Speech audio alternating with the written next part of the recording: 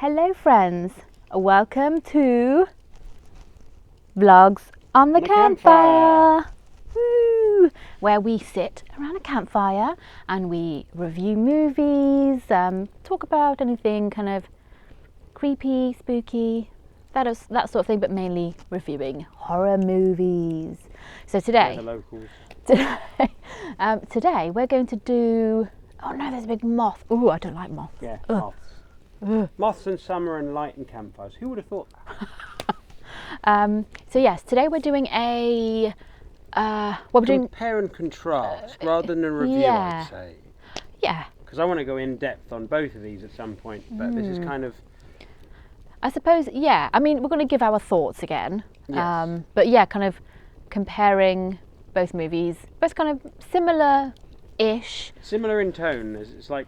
Now, we better say what we're Yes. talking about. We're talking about The Hitcher, the 1986 version, not the 2007 version. If you're going to do a remake, make it good.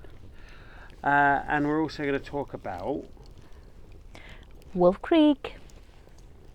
You know, hit on a stick. Now, I had seen The Hitcher years ago, but I have this remarkable talent where I watch a movie and then I forget it like soon after. Like forget the plot. Unless I've seen it 20 times, I will most likely have forgotten what it's about. Which is amazing because it means she can watch a film again and be surprised by it. Even with surprise endings like, you know, M. Night films, like, oh, what's the twist? I can't remember.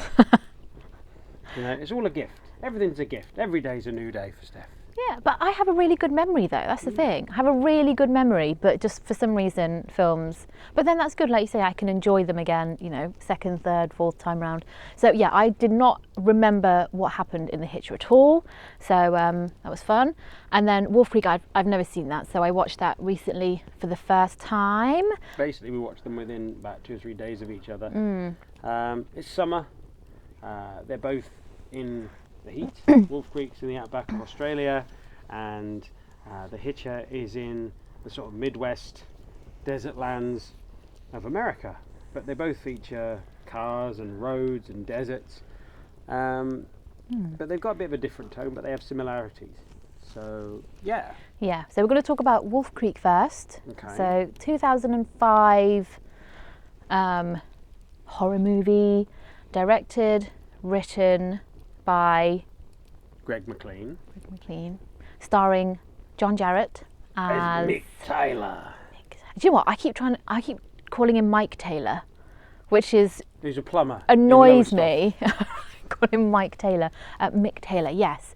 So this and some other people. And some other people, but you know. Bodies. To be fair though, the people, you know, the ones that were being chased by him, they were good. They're good. I was very invested in their lives and their stories. All right, this will be slightly spoilerish. Yeah, although I'm trying not to say too much. Well, they're both killer on the road kind of films. Yeah.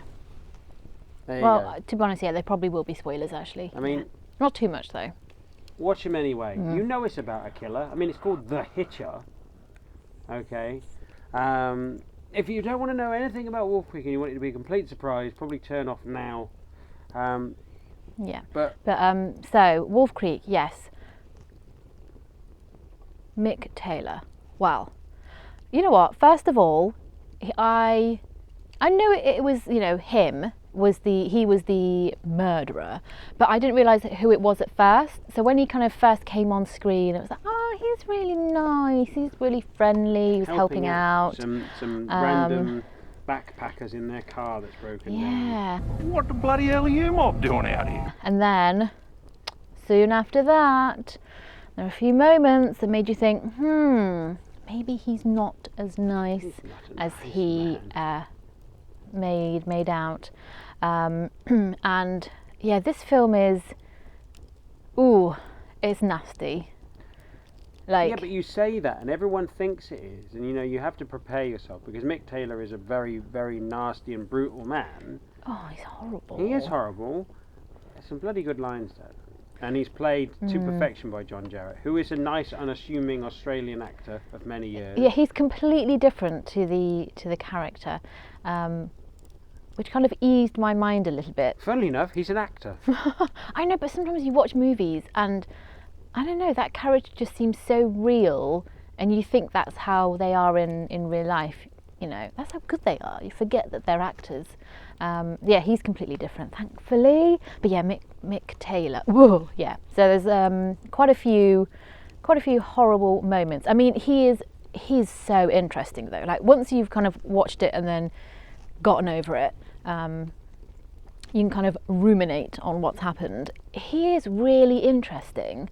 Still a horrible bastard, but really. Oh, I'm swearing again. Sorry, Janet.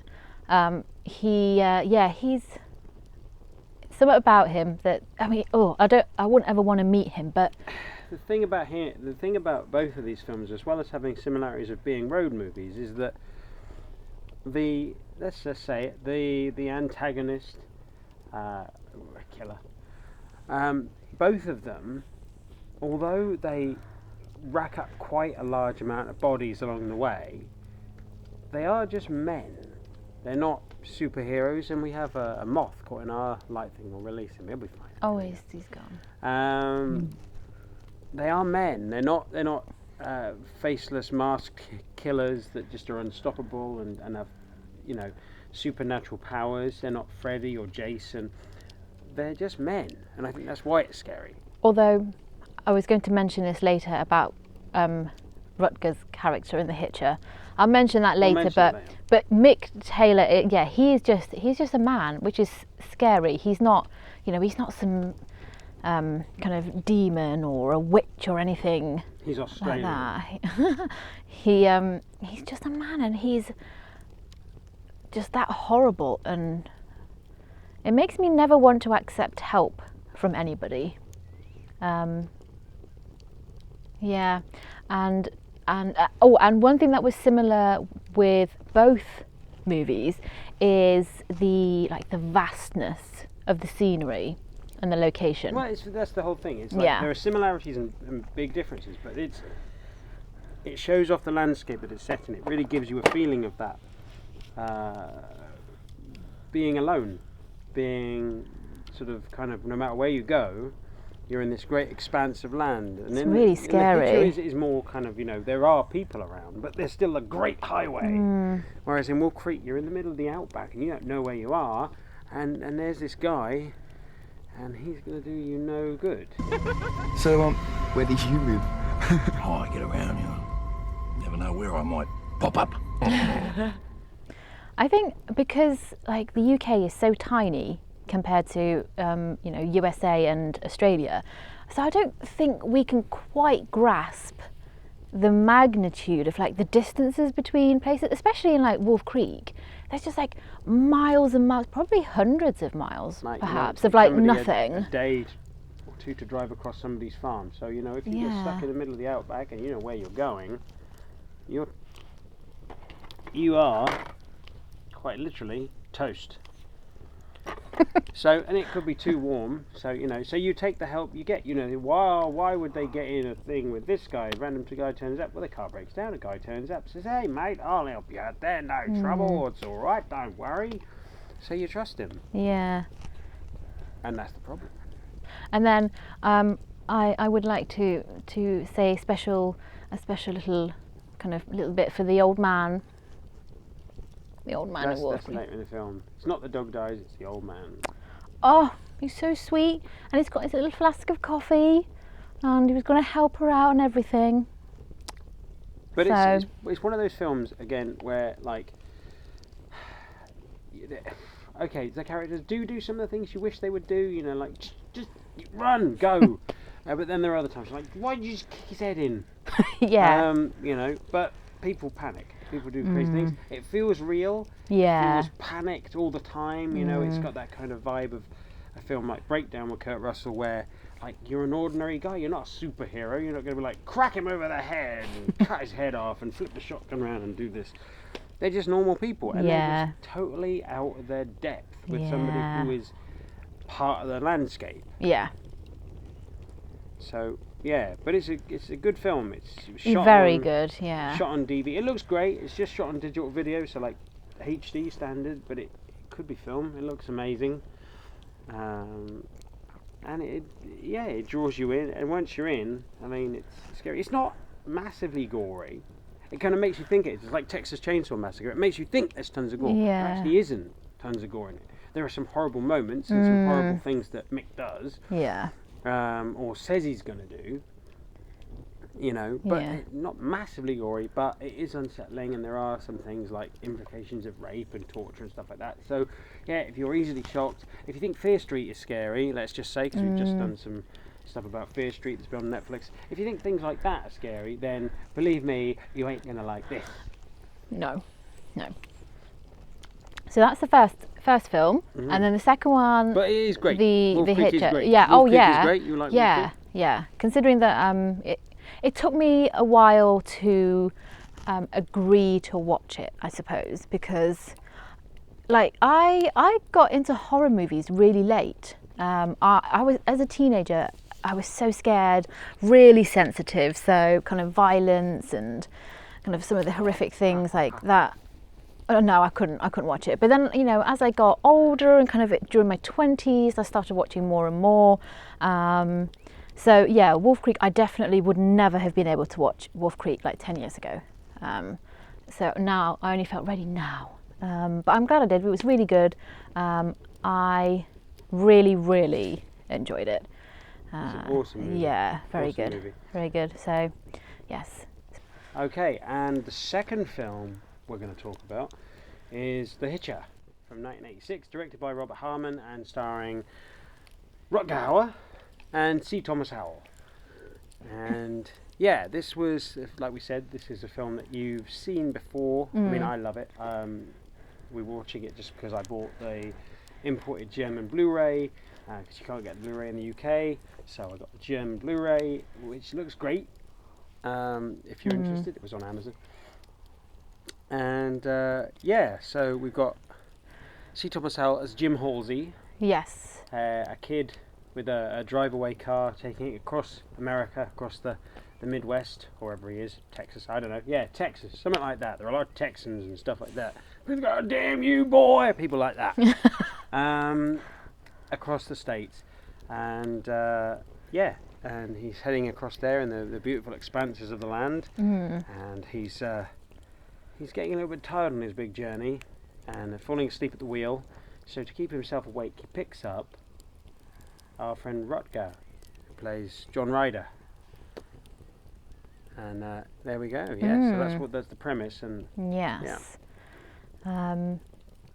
So yes, again, another film with, like you said, kind of vast expanses and like, you know, amazing scenery. And it does. There are more people around. He kind of stops off at various motels and diners and stuff, but it still feels really isolated at times. So that adds to it. And there's a whole cat and mouse sort of game. Well, like you said, is there a cat and mouse? Kind of, is he pursuing him, or are there other reasons for that? well, yeah, that if you watch it, you'll see. I mean, if you know the film, then you'll know what we're talking about. It's kind of it looks like Rutger's character John Ryder is playing with Jim Halsey. He's leading him across this trail of destruction and bodies, and he doesn't kill him. Spoilers, but he plays with him the whole time. It's all part of a game, or is it a game, or is there something beyond just this seeming that he just wants to torture this kid? You know, like every time there's so much sort of frustration, and this kid cannot escape. He's trapped, even though he's in this vast expanse. Nobody can stop what's going on, not even the police, and he just carries on this trail of destruction. And it's up to Jim to find a way out. It is very. There's a lot of suspense, like you say, because you're hoping, like, oh no, I hope he makes it out of this. Oh, I hope somebody believes him, and then it's like, oh no, kind of back to square one. Every He's time. you know, on the run again. and it keeps you kind of very captivated throughout the whole movie. Yeah, it's more of a thriller than a horror. I mean, it does get put into the horror category, but it definitely is a thriller. Whereas Wolf Creek is a horror. Yeah, yeah, yeah. Very thrilling. Definitely very thrilling. Yeah. And I mean, Rutger is just. I mean, he steals the show for me. The coolest man on earth. Oh, amazing! Every time he's on screen, you know, you can't really. Well, and personally, I'm just just staring at him because he's just there's so much charisma, and he's just brilliant. He doesn't really say much, does he? Like his character. Massive amount. But but he still kind of conveys a lot. And if you probably added it up, he's probably not on screen that much. No, I mean, probably not, is he? Yeah. Mostly Jim, mostly C. Thomas Howell, who does a good job. He's not perfect. You know, he's a teenage kid, you know, just being panicked and scared and terrified by this killer on the road. Yeah. And, it rattles along. I mean, it's a beautiful looking film. Rutger looks amazing. The cinematography is blinding. It's amazing. Yeah. And there are some shots in it which I think are like literally like the best shots in film history.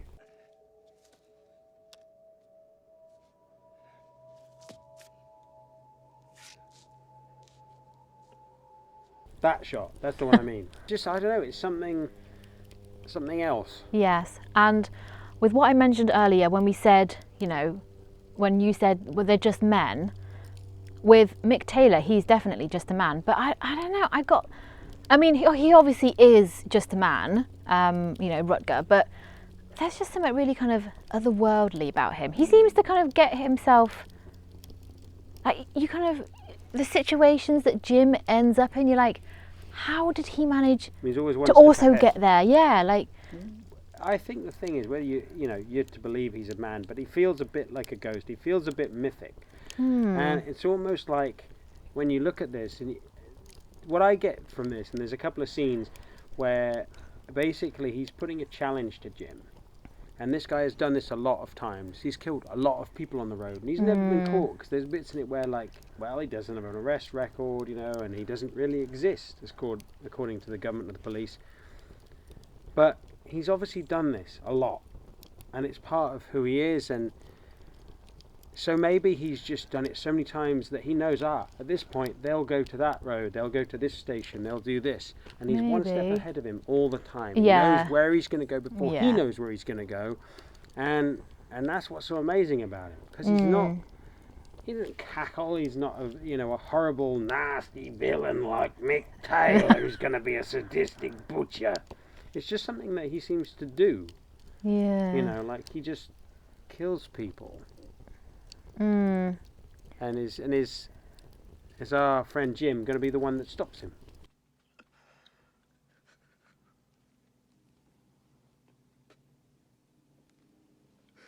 Why are you doing this to me? The ending is amazing. I will not spoil that if you haven't seen it, but the ending is fantastic. And there's a couple of really good moments. I mean, the whole film is really good, but I mean, one of my favourite moments was in the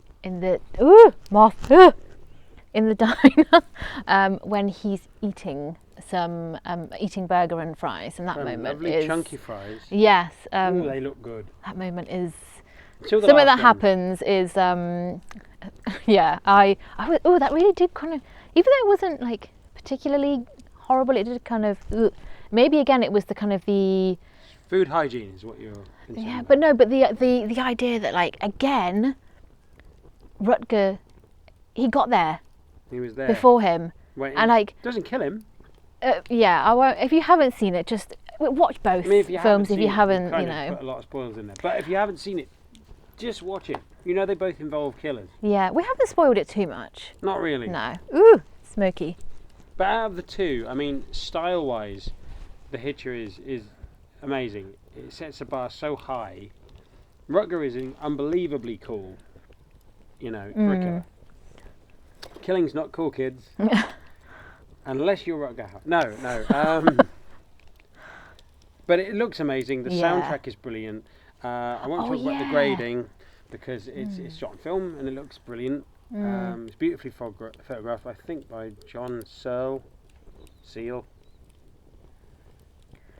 You know, him, the Australian one. The music is amazing. It does kind of, something about the, ooh! Okay, we're back, sorry about that, being chased by a moth. Ooh, don't like them, but anyway, yes, so both films, amazing, quite similar kind of, a couple of the characteristics. But very different at the same time. Yeah. Similar vibe in some ways, similar themes in some ways, but very different. But yeah, so, which one do you prefer? The Hitcher. I mean, scariness, for scares and shock, it's Wolf Creek. And especially the first time I saw it, because I didn't know anything about it. I didn't know Mick Taylor was the villain. I didn't know that it wasn't these nasty guys in the bar going, hey, Greg, it wasn't them. So it was all a shock. But for that kind of thing. But as a movie, as something I can watch, The Hitcher is like in my top 5 of all time films ever. Wow, really? Yeah. Cool. Yeah, both very good. I think I prefer The Hitcher as well, but I do really, really like Wolf Creek. So, yes, there we are. That was our discussion of these two films. We wanted to do a video on them. Ooh. I toasted this at the start of the video. I'm just going to look this. Warm it up. That toasted it quite well. Beautiful. Oh. So yes, there we go. Well, let us know what you think. Do you agree with us? Which do you prefer? And if you haven't seen them, either or both, do so. Team Ryder, Team Taylor. Who wins? Who wins out of the psychos? Well, thank you for joining us, friends. I mean, are we going to attempt our sign off? Because apparently I'm really bad at this. Go for it. Okay, I can't even remember it. Right, join us next time when we throw another vlog on the campfire. I will get better next time.